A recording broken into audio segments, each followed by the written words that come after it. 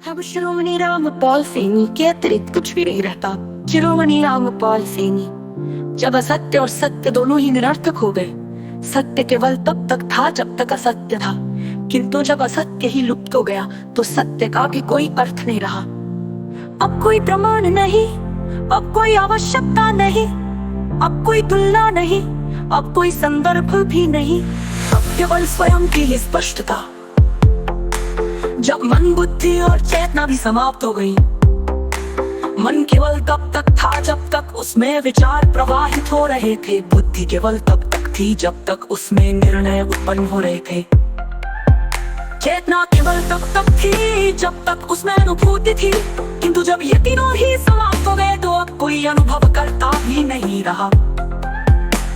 अब कोई विचार नहीं, अब कोई निर्णय नहीं, अब कोई अनुभूति नहीं, अब कोई ज्ञाता भी नहीं, अब केवल मैं हूँ किंतु मैं भी नहीं।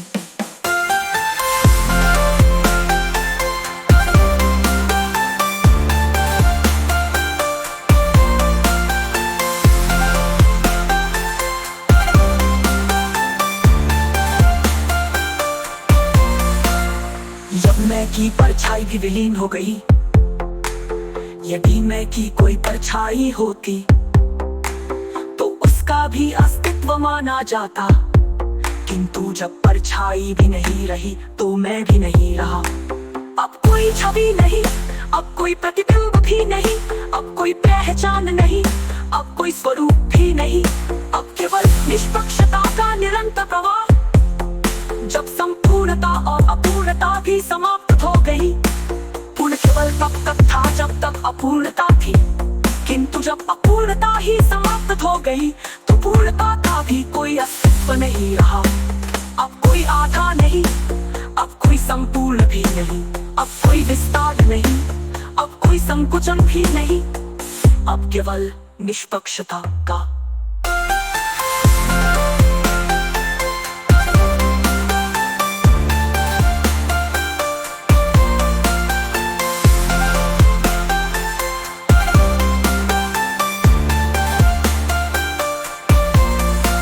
जब शून्यता और अनंतता का कोई अर्थ नहीं बचा, शून्य केवल तब तक था जब तक कुछ था, अनंत केवल तब तक था जब तक सीमाएं थी, किंतु जब कुछ भी नहीं तो न शून्य न अंत।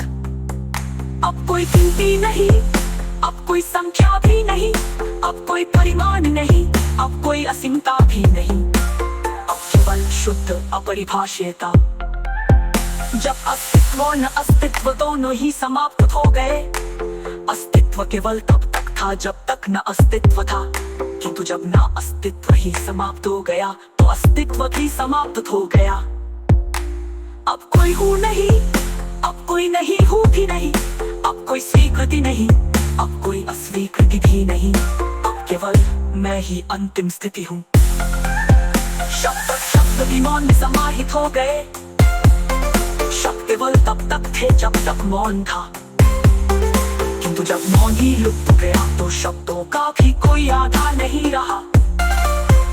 अब कोई ध्वनि नहीं, अब कोई अभिव्यक्ति भी नहीं, अब कोई लिपि नहीं, अब कोई भाषा भी नहीं, अब केवल स्वयं की ही प्रत्यक्षता।